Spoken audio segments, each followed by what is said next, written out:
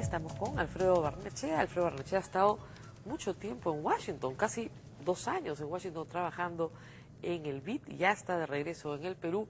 Y yo lo he invitado porque, como es muy conocido, tiene una enorme perspectiva de lo que pasa en Latinoamérica y en el mundo. Muchas gracias por estar de nuevo acá. Ahora sí, por mucho tiempo en el Perú. Por supuesto. Para sí, fue una experiencia un poco más de 2 años, pero fue una experiencia muy interesante. Pero yo, digamos, mi obsesión casi es nuestro país. O sea, yo la mitad del tiempo en Washington estaba pensando qué podía hacerse aquí, ¿no? O sea, que estoy súper... ¿Y cómo ve Alfredo Barnechea al Perú desde esta perspectiva? Yo a Perú lo veo, digamos, un país enormemente interesante, un país fascinante, un país en transición, un país creciendo muchísimo, no solamente creciendo muchísimo en los grandes números, creciendo muchísimo en la cantidad de productos que exportamos. Hay poco menos de 1.000 productos de los 4.800 o cerca de 5.000 productos que exportamos, que ya son productos de más de $1 millón. Probablemente hay más de 15 millones de celulares en este país. Hay grupos de empresariales muy interesantes, surgidos muy rápidamente y casi de la nada, grupos como el de Cola Real, grupos como muchos grupos textileros, que revelan una calidad empresarial muy interesante. Creo que hay un dinamismo en las regiones. Yo acabo de estar brevemente en Trujillo el otro día, y uno se sorprende de esa ciudad que uno conoce bastante bien, y realmente es una ciudad, pero eso le pasa a todas las ciudades del país. Hay un enorme dinamismo. Yo creo que el Perú está en la víspera de un gran despegue. Creo que además tenemos, si es que se confirman las reservas de energía, que creo que se van a confirmar, es un poco el día y la noche. Sin embargo, lo que creo es que hay otro lado de la luna, digamos, hay otro lado de enormes anomalías. Anomalías que si uno hace unas preguntas concretas, como por ejemplo, a ver, ¿de dónde viene la luz que está iluminando este estudio hoy día? Esencialmente la energía hidroeléctrica de este país procede del agua de Huancavelica. 67% de nuestros compatriotas en Huancavelica no tienen luz. Hay una mina de oro muy rentable en Cajamarca, una de las más rentables del mundo. A 38 kilómetros está el distrito que durante años ha sido el distrito más pobre en el mapa de pobreza del Perú. Esas son anomalías inaceptables. Y frente a eso, las soluciones de los neoliberales que dicen, mire, que el mercado a las cosas y poco a poco resuelve los problemas, es una falacia. Es un error que el presidente García se deje envolver por esa gente.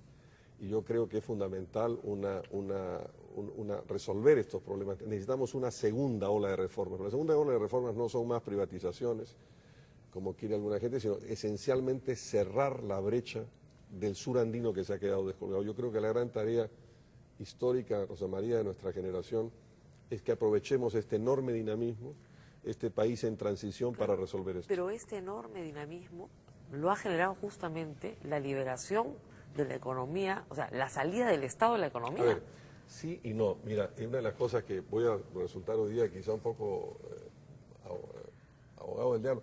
El Perú ya tuvo en la historia de la República varios momentos así. No lo hemos visto ni tú ni yo. Claro, pero asociados a recursos naturales. Siempre recursos naturales, siempre una ventana de guano. Primero el guano y luego caucho. A finales. El caucho fue una cosa mucho más marginal. Hubo otro gran momento a finales del siglo XIX hasta el crack del 29, en lo que se llamó la República Aristocrática. Y al final, en esos 2 grandes momentos, quedó nada. Claro, no hubo desarrollo. Entonces nosotros tenemos que hacer que esta ocasión eso no ocurra.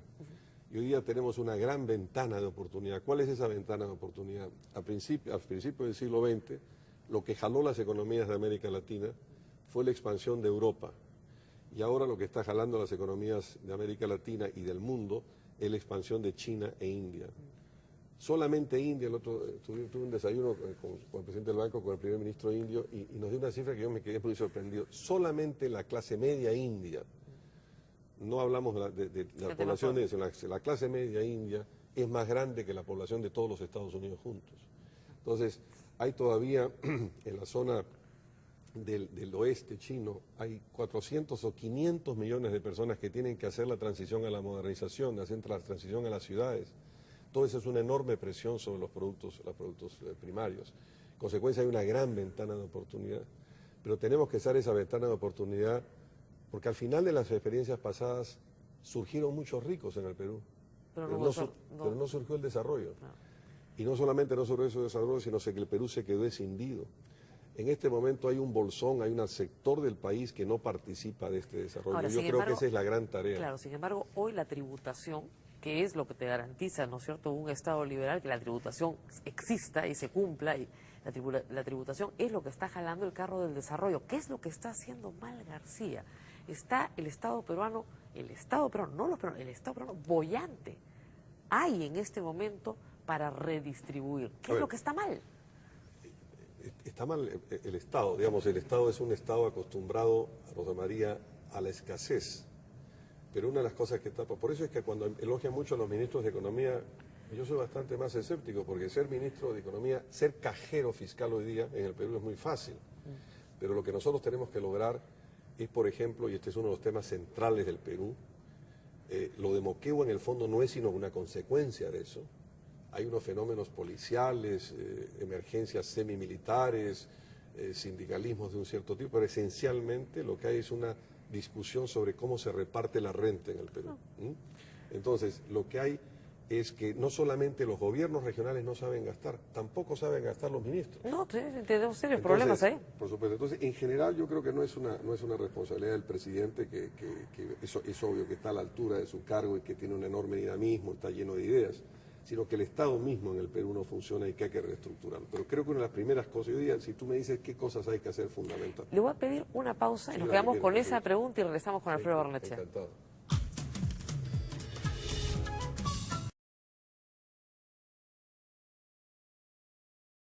Y justo lo habíamos dejado con la pregunta a Alfredo Barnechea y con la respuesta pendiente.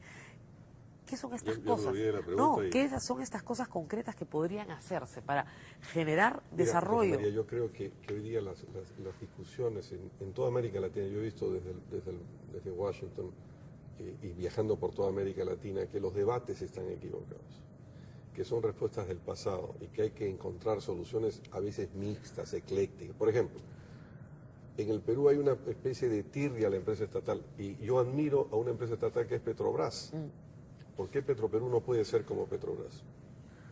Porque tenemos pues a Sedapal. Bueno, digamos, pero Que no esa es puede esa es administrar el pregunta. desagüe de Lima. Entonces, hay que plantearse preguntas mucho más concretas y hacernos preguntas como la que hacía de Huancavelica. Miren, no me haga una discusión, ¿cómo hacemos para cambiar eso?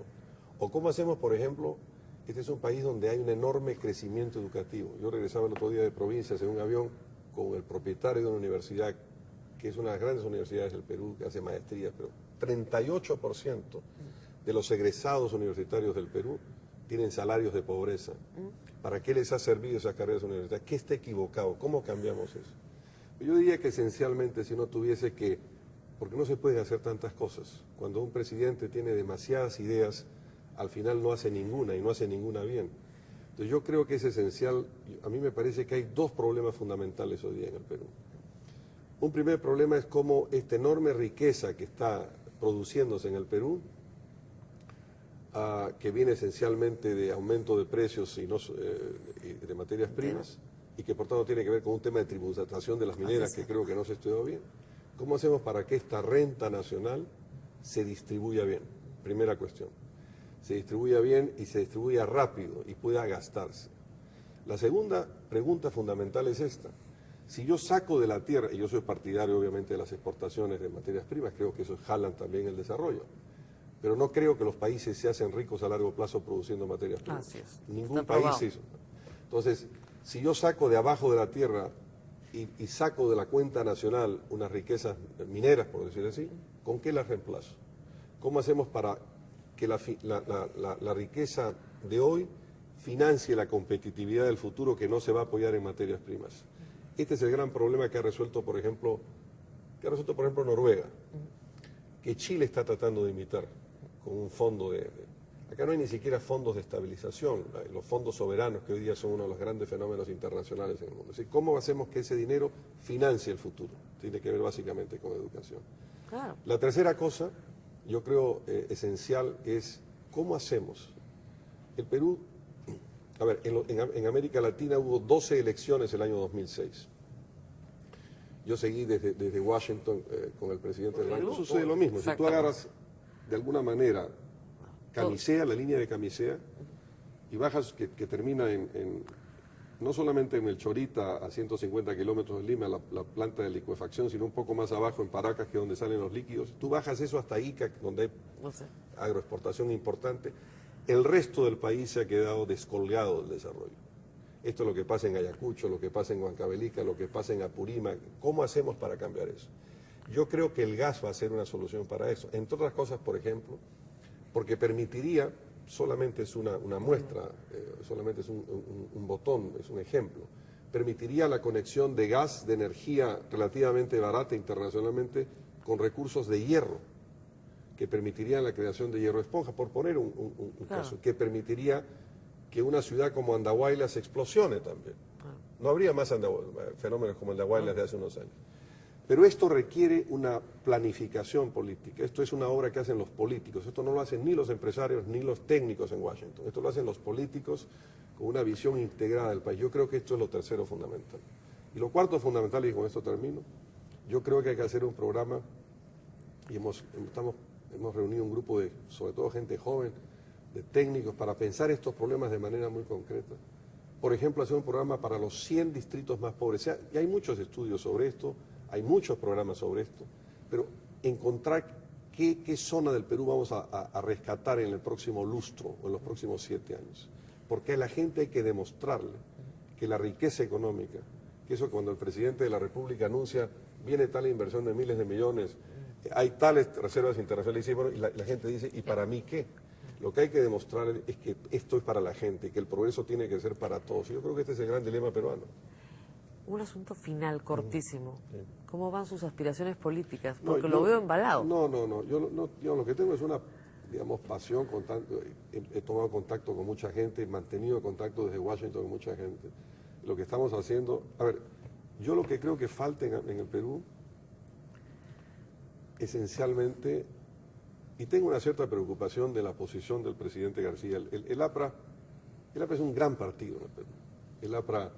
es mucho más que un partido, es una tradición histórica en el Perú. Que hoy día no participa el gobierno, quizá el presidente debería escuchar más a sus bases a veces que a la CONFIEP, pero esencialmente yo creo que se está abriendo un espacio muy peligroso en el Perú, que es la ausencia de una alternativa socialdemócrata, que es en la que yo creo. Esta alternativa socialdemócrata no es una alternativa contra el mercado, es a favor del mercado. No es una alternativa en contra del comercio internacional, es a favor del comercio internacional, pero es una alternativa que sabe que el Estado tiene que redistribuir, que sabe que el Estado tiene que buscar la cohesión social y que sabe que los beneficios de la globalización, para que sean duraderos, tienen que ser sostenibles, tienen que alcanzar a todos. Yo creo que esto es lo que falta en el Perú. Hay una enorme crisis de los partidos están completamente fuera lejos de sus bases. Y yo creo que lo que es esencial hoy día en el Perú es tratar de encontrar respuestas concretas a los problemas de la gente.